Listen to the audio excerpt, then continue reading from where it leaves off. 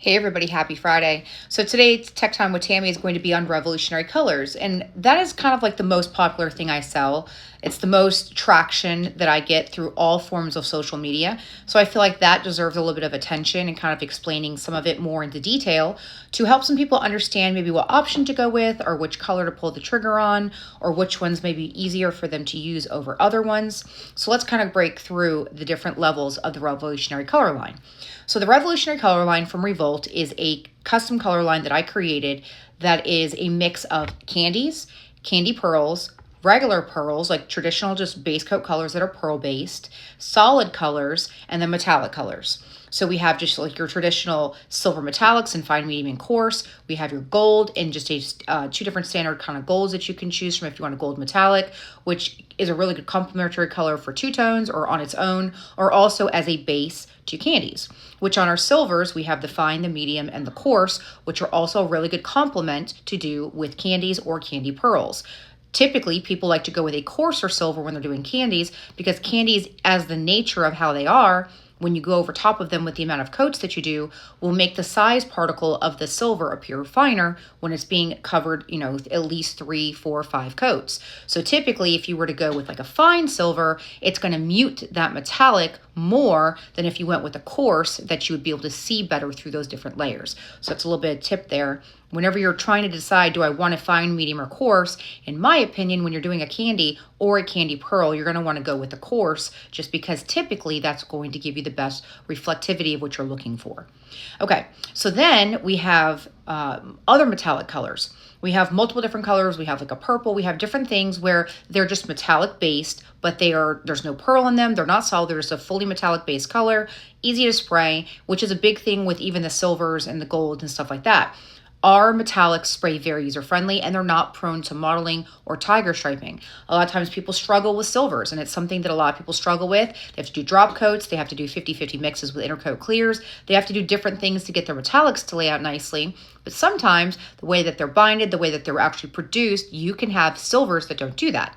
People are very surprised when they've been used to using like a DBC silver and then they come and they use our silver and they're polar opposite in the way that they perform, the way that they lay down, the way that they don't have to stand on their head and, cross their arms and dot their T's before they spray in hopes that they're not going to have the modeling issues that they have like they do with DBC silvers and all the different tips and tricks that you have to do, which you can fix it with years of experience and knowing the different tricks to slow it down to force it to lay out and have the metallics not do that. Okay, then we have the solid line. The solid line is just a mix of different solids that we have done that work really well on their own. If people just want a solid color, they work well as two tones. If you guys want to do a two tone with a solid, they work well as base colors to other effects as well. You can use any of the solids and then throw any of the super shift pearls on top of them and create your own unique mix with that. The super shifts all look different over white or black, but they also look different over all various kinds of colors. It doesn't just have to be a solid, by the way. You can put the super shift pearls that we have on the website directly over top of any of the colors and add a really cool shift. So we have them shown where you can see where they look the best over black or white, but they also complement all colors extremely well if you're looking for a shift. So you'll find that with the super shift section. Okay, then we have the candy pearls. There's like 40 different candy pearl options, I believe, as a mix of different things that we have, but there's a ton of different colors. And we have different options between like the velvet, and the velvet series is more of like a finer series, meaning it's a smoother, it's a slicker kind of a look, like a very velvety kind of a feel to it. It doesn't have that really coarse, aggressive bling that I like to put into my candy pearls. I like using very coarse cut pearls. I think it reflects better. I think it looks better. Many people actually spray them and they think that they are over top of metallics because of the reflectivity that they have built into it. Okay, so when you're doing the candy pearls, you'll see that we have the velvet series in a bunch of different colors, which is again the finer, the slicker, smoother kind of one that we have. Then we have the traditional candy pearls that utilize kind of a more aggressive cut like I talked about. We have different options on those. Realize that candy pearls are designed to be very user-friendly. The way that I have designed mine, in my opinion, is a very unique way, done differently than other people who have done this since. I'm very specific in how I mix it. I'm very specific in what my formulation strength is. I'm very specific in the amount of pearl that is used in it and the fact that I only use liquid pearls. I'm very specific on the concentration of the candy. It's a blend that works perfectly for coverage and for pop. When you look at my candy pearls, they are super clean. They just look really, really good and they cover really well, but they don't have so much coverage in the first coat that you can't build from there and get the look that you're going for. They are designed to look the best over silver or black. If you lack experience and you've never done a candy pearl, don't think that you can't accomplish it. You can do it, but you need to go over top of a black sealer or a black base. Many people ask, if I'm doing the candy pearls, do I have to use a black base? You do not have to use a black base. You just have to use a black substrate. So it could be an epoxy, it could be a sealer, it could be a primer, it could be whatever you want, but it needs to be black for the majority of the colors to make them be the most user-friendly. You're not going to run into the modeling and the tiger striping and the issues like that when you're using the candy pearls over black. That's when it becomes very user-friendly. I have people who have never sprayed and thought that they couldn't do it. I had a conversation with them, and then they were able to completely handle it and understand that it sprays very much like a user-friendly base coat. Now, when you spray it over silver, that is where you're going to get the brighter, most pop options, but that requires skill. When you're doing silver, you need to have proper overlap, you need to have proper distance, you need to make sure that you count your coats and you're consistent. You need to make sure you're basically painting it all together and not as much in pieces. That's where it becomes more crucial.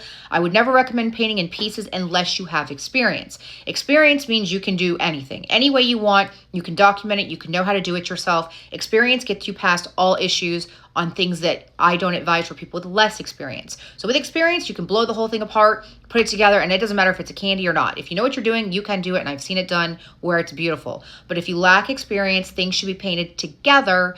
And then if you can't do that because of the size constraints of where you're painting or things like that, a lot of people like to do it and then assemble it, and if they have to, do one final coat to pull the whole thing together and get the coverage and get everything the way that you want it.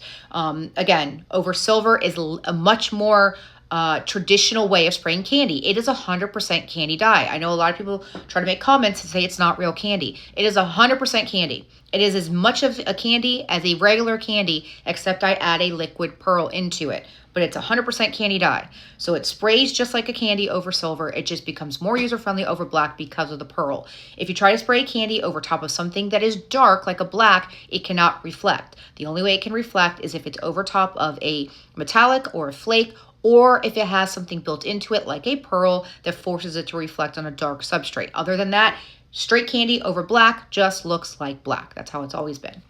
And the stronger your concentrates, the more that effect is actually there. What you will find is that a lot of people are creating colors now that are not true candies. They are technically tonerized candies, or like a toner base. And when you spray that over black, you can see that because it's got this like milky toner-like texture to it. It's not true dye, and it reflects. So you might notice that certain colors will reflect over black, but it's only very specific dyes, and I've been noticing more people kind of doing this recently because those dyes are not as prone to fading, and I understand why they want to do it. The toners will not fade, and the dye will fade. So I get it, but at the same time, it's not real candy, and it don't look like real candy. Okay, so then we have the revolutionary color pearls. The pearls are just a bunch of different colors that I have done that just utilize pearls. Like we have pink cocaine, and that one has blue pearl in it. It's a hot pink with a blue pearl, and it reflects like with a killer flop. Then we have the Rowan Orange Glow, and that is an orange that has a killer gold flop. And then we have just a bunch of different other colors. We have the Red Rocket, which is like the nicest version of doing a red that is not a tri-stage and not a candy, but the closest to that. So the Red Rocket is extremely popular. It looks darker over black. It looks brighter over white or gold. Or whiter gray, I mean.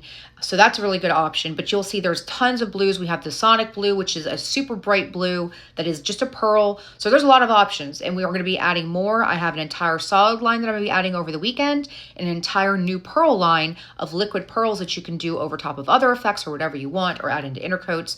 That's going to be added as well. So again, go to revoltaautopaint.com. Just go to the Revolutionary Color section. It's all split out where you can see everything. It's all, we have an interactive color selector that's being tweaked a little bit. We have that as well. And you can also build kits on the website. Hope this was helpful. Hope you guys have a great Friday. I do recommend you take a look at it. There's tons of colors, and I'm going to be adding some more colors soon. Take care, guys, and I'll see you again Monday. Bye.